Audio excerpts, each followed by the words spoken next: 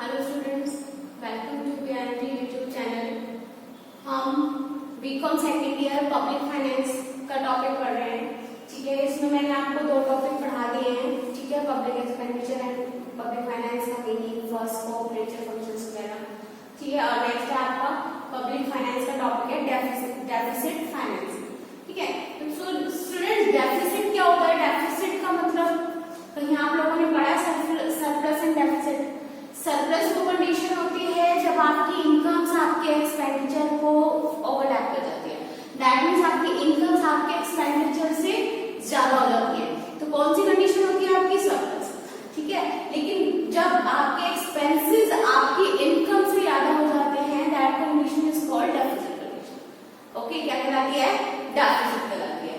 ठीक है students, deficit financing. अब डेफिसिट फाइनेंसिंग का क्या मतलब है? डेफिसिट तो समझ में आया, that's a kind of a loss. जब हमारे एक्सपेंसेस हमारे उससे क्या कहते हैं इनकम से ज्यादा हो जाएंगे तो वो क्या कहलाएगा? डेफिसिट फाइनेंसिंग का क्या मतलब है?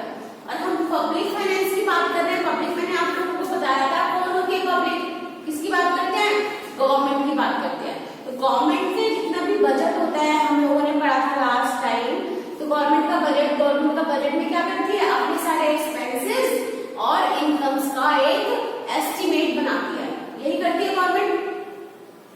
तो डेफिसिट फाइनेंसिंग का क्या मतलब है? जब गवर्नमेंट के एक्सपेंसेस उसकी इनकम से, रेवेन्यू से ज्यादा होते हैं तो वो क्या करती है? लोन ले लेती है, अदर कंट्रीज से लोन ले लेती है। ठीक है, तो वो जो लोन लेती है वो क्या कहलाता है? आपका डेफिसिट फाइनेंसिंग कहलाता है। आइए पढ़ते हैं। Deficit financing in advance countries is used to mean an excess of expenditure over revenue, the gap being covered by borrowing from the public or by the sale of bonds and by creating new money. क्या है deficit financing in advanced countries used to mean an excess of expenditure over revenue. क्या है? जब हमारे expenses ज्यादा हो जाते हैं, किससे? revenue से। ठीक है, the gap being covered by borrowing from the public by sale of bonds and by creating new money.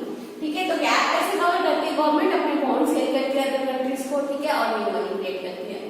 चलिए, in India and other developing countries the term deficit financing interpreted in a restricted sense. अगर कह रहे हैं India की बात करें तो एक अलग सेंस में डेफिसिट फाइनेंसिंग बताई जाती है। ठीक है, ये लोग तो बॉन्ड्स वगैरह शेयर कर लेते हैं अपना, किसमें? आपका एडवांस कंट्रीज में, जो डेवलप्ड कंट्रीज हैं। ठीक है, बट इंडिया और जो अदर डेवलपिंग कंट्रीज है वो लोग क्या करते हैं? वो अपने बॉन्ड्स वगैरह, उनके बॉन्ड्स तो कोई खरीदेगा भी नहीं, या खरीदते भी होंगे तो इतनी सेल नहीं होती होगी। ठीक है, तो ये लोग क्या करते हैं? ये लोग अदर कंट्रीज से क्या करते हैं? लोन ले लेते हैं।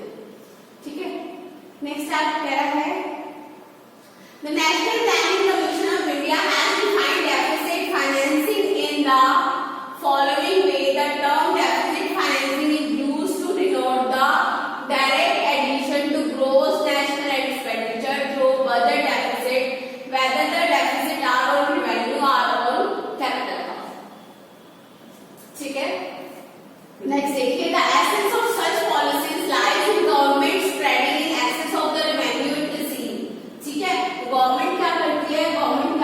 आपकी जो एक्सेस रेवेन्यू होती है वो क्या करती है? अपनी जो रेवेन्यू उसकी ज्यादा हो जाती है तो क्या करती है? स्प्रेड करना शुरू कर देती है अलग अलग सेक्टर में, मतलब अलग अलग सेक्टर पे देना शुरू कर देती है, जिससे कि जहां पर रेवेन्यू नहीं है, एक्सपेंडिचर ज्यादा है, रेवेन्यू कम है, वहां पर भी क्या हो जाए? थोड़ा सा एक्सपेंडिचर आपके कम हो जाए। तो गवर्नमेंट अलग अलग जगह क्या करती है? अपनी रेवेन्यूज को स्प्रेड करती है। ठीक है, द गवर्नमेंट वेट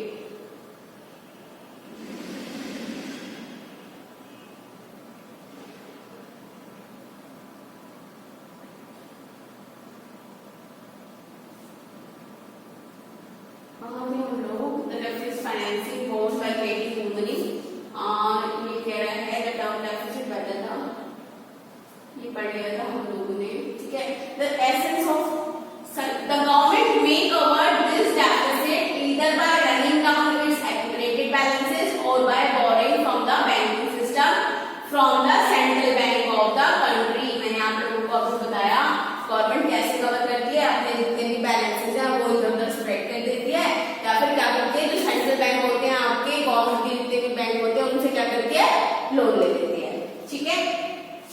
नेक्स्ट है टॉपिक है why deficit financing.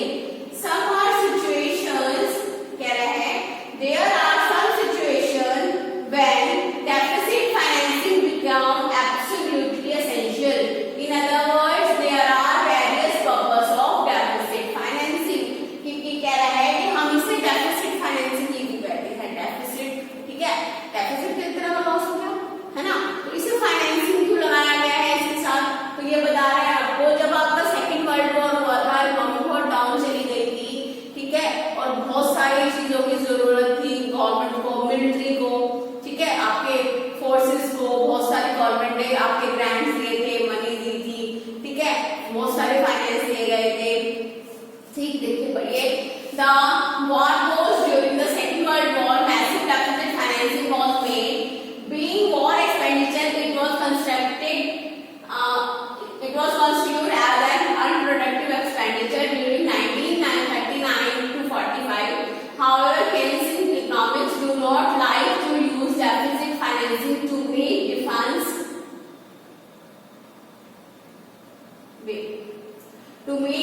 economic growth. To meet defense expenditure during the war period, which can be used for development purposes too. ठीक है, खाली war period में नहीं, development purposes के लिए भी इसका यूज आपका किया गया था। Developing countries aim to achieving higher economic growth,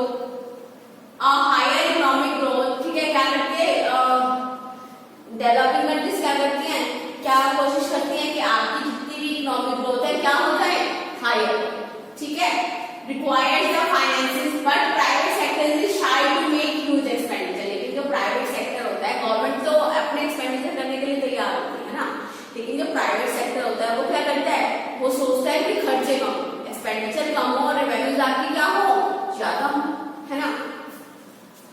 तो therefore the responsibility of drawing financial resources to finance economic development rests the government। Taxes are one of the such instrument of raising resources। Government कहाँ से अपना resources increase करके revenue का, tax. सबसे अच्छा revenue कौन सा है, गवर्नमेंट का रेवेन्यू रिसोर्स कौन सा है, टैक्स। तो गवर्नमेंट क्या करती है, रेवेन्यू अपनी रेवेन्यू अर्न करने के लिए या रेज करने के लिए क्या करती है, टैक्स रेज करती है ना, टैक्स को बढ़ाती है, रेज करने में बढ़ाना, टैक्स बढ़ाती है, ठीक है। Being poor, these countries fail to mobilize large resources through taxes। ठीक है, क्या करती है,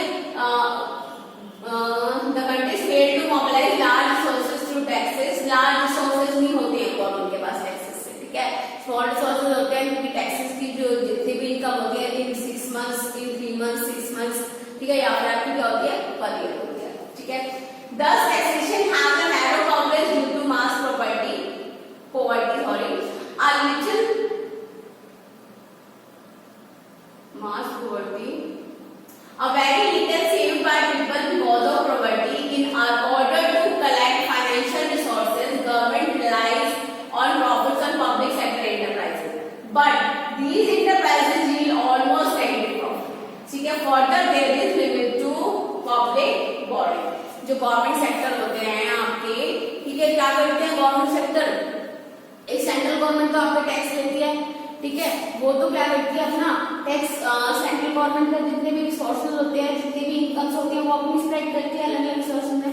बट जो अलग अलग प्राइवेट सेक्टर होते हैं वो क्या करते हैं, वो फेल होते हैं, मतलब वो इतनी अच्छी अपनी, उनके एक्सपेंसेस ज्यादा हो जाते हैं और रेवेन्यूज क्या होती हैं, कम हो जाती हैं, ठीक है, तो वो फेल हो जाती है अच्छी रेवेन्यू अर्न करने में, ठीक है।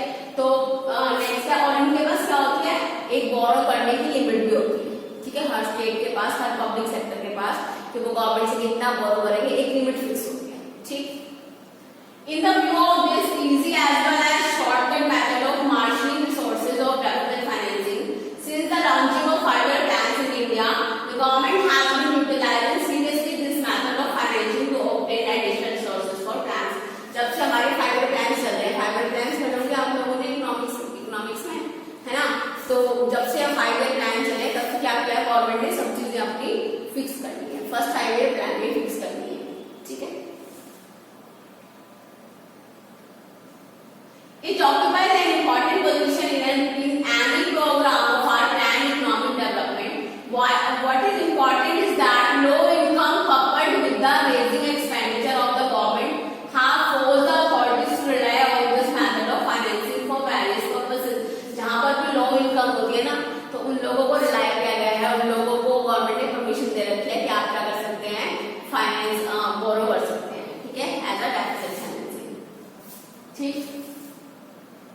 नेक्स्ट कह रहा है there are some situations when deficit financing become absolutely essential. ठीक है, ऐसी 5 सिचुएशन है जब आपका डेफिसिट फाइनेंसिंग एसेंशियल हो जाता है। देखिए पढ़िए, फर्स्ट है to finance deficit defence expenditure during war. जितने भी डिफेंस एक्सपेंडिचर थे, डिफेंस किसको, फोर्सेस को, ठीक है, जितने भी डिफेंस एक्सपेंडिचर थे वो आपने ड्यूरिंग वॉर क्या हुआ, उनको फाइनेंस कराने के लिए डेफिसिट फाइनेंसिंग का ऑप्शन लिया गया। To lift the economy out of depression. ठीक है, अपनी इकोनॉमी को डिप्रेशन से निकालने के लिए, डिप्रेशन और डिप्रेशन का पता होगा आप लोगों को क्या होता है, जब मंदी आ जाती है ना कंट्री में। To lift the economy out of depression so that income, employment, investment etcetera और राइज। ठीक है, जिससे कि इनकम बढ़े, लोगों की इन्वेस्टमेंट्स बढ़े, ठीक है, और हमारी कंट्री की इकोनॉमी भी राइज हो। ठीक, थर्ड है to activate idle resources as well as divert resources from unproductive sector to productive sector with the objective of increasing national income, hence higher economic growth। ठीक है, अनप्रोडक्टिव जितने भी sector हैं जो प्रोडक्शन में रिलेटेड नहीं है उनको फोर्स करना इन द सेंस कि गवर्नमेंट क्या कर दिया है, टैक्सेस कम कर सकती है कुछ टाइम के लिए, कि आपको 5 सालों तक टैक्स नहीं देना है या फिर इतना परसेंटेज पे टैक्स देना है अगर आप लोग इस चीज का प्रोडक्शन करते हैं।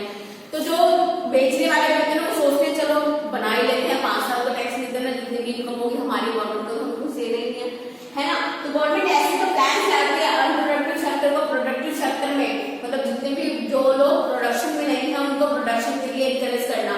ठीक है, तो इससे क्या होता है, हमारा जीडीपी बढ़ा है, ग्रोथ डोमेस्टिक प्रोडक्ट, सब कुछ प्रोडक्शन से रिलेटेड होता है उसमें। ठीक है, जीडीपी अच्छी होती है तो नेशनल इनकम अच्छी हो जाती है हमारी। ठीक है, तो अनप्रोडक्टिव सेक्टर को जब हम प्रोडक्टिव सेक्टर की तरफ एनकरेज करते हैं तो क्या हो जाता है, हमारी जीडीपी अच्छी हो जाती है, हमारी नेशनल इनकम अच्छी होती है, जिससे क्या होता है हम लोग एक बेटर इकोनॉमी क्या करते हैं, एक बेटर इकोनॉमी में डील करते हैं, हमारी इकोनॉमिक कंडीशन जो होती है कंट्रीज की क्या हो जाती है, राइज अप हो जाती है। ठीक है, the fourth point is to raise capital formation by mobilising force saving made through the deficit financing. ठीक है, कैपिटल फॉर्मेशन कैपिटल रेज करने के लिए भी करती है गवर्नमेंट। ठीक है, डेफिसिट फाइनेंसिंग को। फिफ्थ है to mobilise resources of finance massive plan expenditure. ठीक है, तो जितने भी रिसोर्सेज होते हैं उनको भी मोटिवेट करने के लिए भी क्या करती है गवर्नमेंट, डेफिसिट फाइनेंसिंग का ऑप्शन वे करती है। ठीक है, if the usual source of finance are thus inadequate for meeting public expenditure, a government may resort to deficit financing। अब देखिए इफेक्ट क्या क्या है इसके।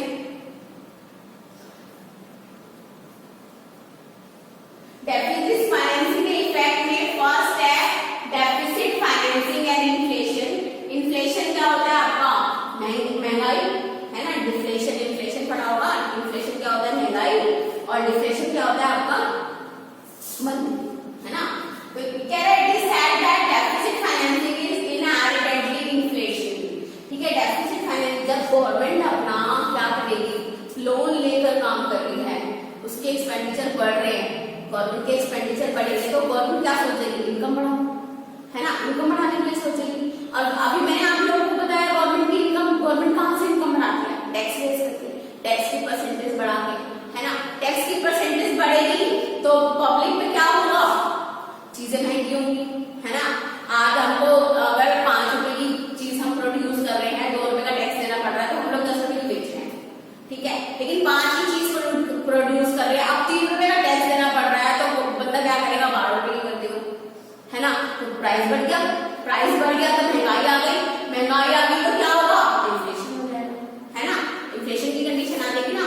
तो जब भी डेफिसिट फाइनेंसिंग का केस होता है तो क्या हो जाता है बच्चे, इन्फ्लेशन का केस आ जाता है। देखिए पढ़ लीजिए, it is said that deficit financing is inherently inflationary. ठीक है, महंगाई को बढ़ाने वाली है। Since deficit financing raises aggregate expenditure and hence increases aggregate demand. Expenditure भी बढ़ता है इससे और क्या होता है, डिमांड भी बढ़ती है। The danger of inflation looms large. ठीक है, इन्फ्लेशन क्या होता है, इन्फ्लेशन भी बहुत ज्यादा बढ़ जाता है, आपका महंगाई बढ़ जाती है। This is particularly true when deficit financing is made for pursuance of war. This method of financing during war time is totally unproductive since it neither, ये war time की बात कर रहा है आपको, वॉर हो गई थी तो लोग अपने घरों में बंद हो गए थे, चीजें अनप्रोडक्टिव हो गई थी, लोगों को चीजें में बेचना भी क्या हो गया था, बहुत ही मुश्किल हो गया था। ठीक है, ये पीडीएफ में आप लोगों को अटैच कर दूंगी, पढ़ लीजिएगा।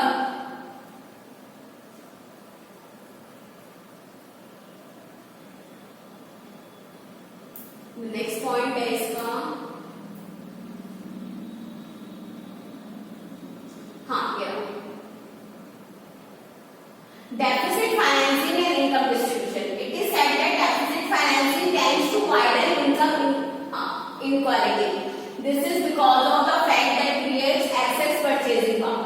ठीक है, क्या होता है, देखो deficit financing and income distribution में अगर गवर्नमेंट डेफिसिट फाइनेंसिंग ले रही है, ठीक है, इनक्वालिटी आ जाती है, क्या आ जाती है, इनइक्वालिटी। इनइक्वालिटी मीन्स क्या हो जाता है कि इनकम बराबर इक्वली वैल्यू होगी, है ना, जो बेचारे गरीब है उनको और ज्यादा क्या होता है, उनको और कम पैसे मिलने लगते हैं कि भाई महंगाई बढ़ रही है, खर्चे इतने हो रहे हैं और मैं तो इतना ही दे सकूंगा, उनको कम पैसे मिलने लगते हैं।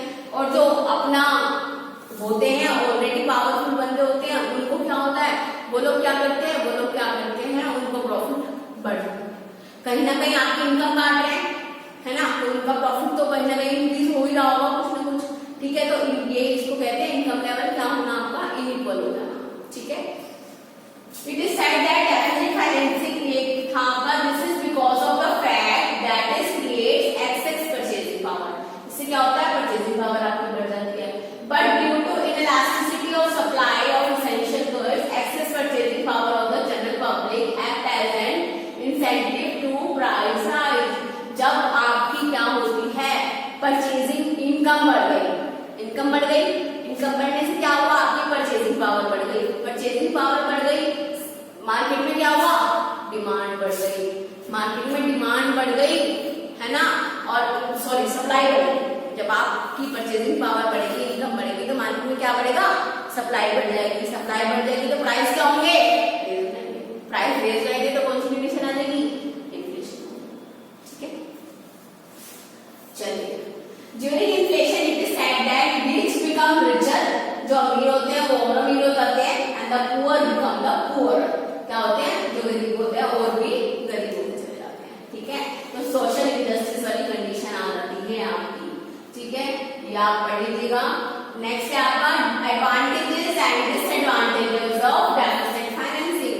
The most easiest and popular method of financing is the technique of deficit financing, that is why it is the most popular method of financing in developing countries. जितने भी डेवलप्ड कंट्रीज हैं वो तो इसे ऑप्ट करना चाहती नहीं है, लेकिन जितनी भी डेवलपिंग कंट्रीज हैं उनके लिए क्या होता है, ये बहुत ही अच्छा ऑप्शन होता है। ठीक है, its popularity due to following reason. तो एडवांटेजेस क्या है कि गवर्नमेंट के क्या होते हैं, रिसोर्सेज बढ़ जाते हैं इनकम रिसोर्सेज गवर्नमेंट के। ठीक है, as a resource finance tax, आपका टैक्स बढ़ा देते हैं। ठीक है, आपके और क्या हो जाता है, गवर्नमेंट के लिए तो एडवांटेज है।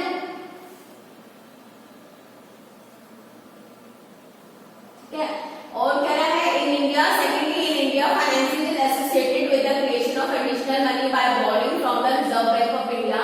Interest payment to RBI against this borrowing come back to the government of India. ठीक है, आरबीआई से लोन ले लिया। ठीक है, गवर्नमेंट ने क्या करा, सेंट्रल बैंक आपका आरबीआई है, इंडिया में तो हमारा सेंट्रल बैंक कौन सा है, रिजर्व बैंक ऑफ इंडिया। कौन सा है सेंट्रल बैंक आपका, रिजर्व बैंक ऑफ इंडिया है। ठीक है, अब government reserve Bank of India की जितनी भी इनकम होती है कहाँ जाती है, गवर्नमेंट खाते में जाती है। अब गवर्नमेंट लोन ले रही है किससे, रिजर्व बैंक ऑफ इंडिया से, लोन पे इंटरेस्ट दे रही है, रिजर्व बैंक ऑफ इंडिया की इनकम है, वो रिजर्व बैंक ऑफ इंडिया की इनकम कहाँ जा रही है, फिर गवर्नमेंट के हाथों में। गवर्नमेंट को तो डबल फायदा हो रहा है, डबल हो रहा है ना, लोन भी मिल रहा है ना, और जितना उसको इंटरेस्ट देना था देने के बजाय वो क्या हो रहा है, फिर अपनी वापस अपनी जेब में आ रहा है ना। तो गवर्नमेंट के लिए तो क्या है, डेफिसिट फाइनेंसिंग एक तरह का बिग एडवांटेज है। ठीक है,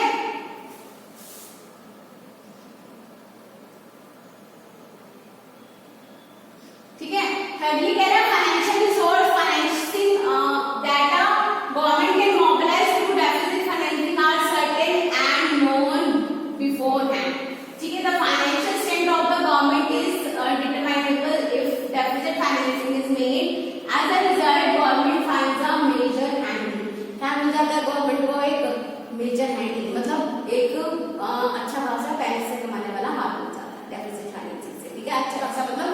पैसा मिल जाता है गवर्नमेंट। ठीक है, fourthly deficit financing has certain multiplier effects on the economy. इससे क्या होता है, बहुत सारे इफेक्ट्स होते हैं इकोनॉमी में। क्या होता है, अनएम्प्लॉयमेंट एम्प्लॉयमेंट में चेंज हो जाती है, अनप्रोडक्टिव सेक्टर जिसमें प्रोडक्टिव सेक्टर में इंक्लूड हो जाता है ना। जिससे टाइम एक टाइम तक तो चलो आप गवर्नमेंट इंस्ट्रक्शन देगी, उन्हें छूट देगी, बट उसके बाद क्या होगा, उसके बाद तो गवर्नमेंट के ही हाथ में पैसा आएगा, क्योंकि गवर्नमेंट फिर उन पर हायर टैक्स अप्लाई कर सकती है ना। चलिए, fifthly the deficit financing is the inflationary method of financing. अभी हम लोगों ने पढ़ा था कि इससे क्या होता है, महंगाई बढ़ जाती है, महंगाई बढ़ जाती है तो किसका फायदा होता है, गवर्नमेंट का फायदा होता है। महंगाई कब बढ़ती है, जब टैक्सेस बढ़ जाते हैं, है ना। तो टैक्सेस गवर्नमेंट के पास, गवर्नमेंट की इनकम के सोर्स बढ़ेंगे। तो डेफिसिट फाइनेंसिंग तो हर तरह से गवर्नमेंट के लिए क्या है, एक एडवांटेज ही है। ओके, चलिए अब बात करते हैं हम लोग डिसएडवांटेज की। डिसएडवांटेज में कह रहा है self defeating method of financing it always leads to inflationary rise in prices unless inflation is controlled the benefit of deficit reduce. Government को ये सब चीजें भी तो फेस करनी पड़ती है कि इतनी महंगाई बढ़ रही है और गवर्नमेंट कुछ कर नहीं पा रही है ना। ये सब चीजें तो फेस करनी पड़ती है, वो क्या होती है, एक तरह का डिसएडवांटेज है आपका। ठीक है, secondary deficit lead to inflation has producing classes and businessmen to flourish, but fixed income earners suffer during inflation। जितने भी फिक्स इनकम वाले होते हैं, मान लीजिए 10,000 रुपये आपकी इनकम है, 10,000 की इनकम में महंगाई बढ़ती चली जा रही है, तो क्या होगा, आप लोगों को तो गुजारा करना मुश्किल हो जाएगा, है ना। उन लोगों को तो गुजारा, महंगाई तो बढ़ रही है लेकिन उनको इनकम उतनी की उतनी मिल रही है, तो फिक्स इनकम वाले के लिए क्या होता है, ये डिसएडवांटेज होता है महंगाई को बढ़ना। ठीक है, thirdly another important drawback of deficit financing is that it distorts pattern आपका क्या हो जाता है, डिस्टॉर्ट हो जाता है, मतलब डिस्टर्ब हो जाता है।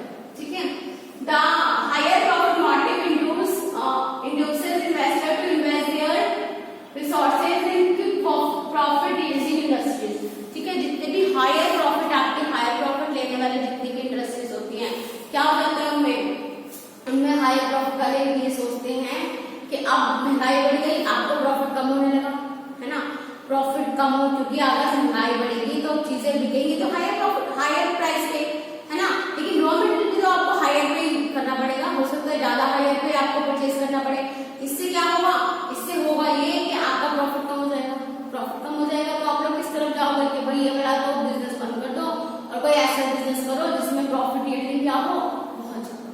ठीक है, तो ये एक आपका ड्रॉबैक है।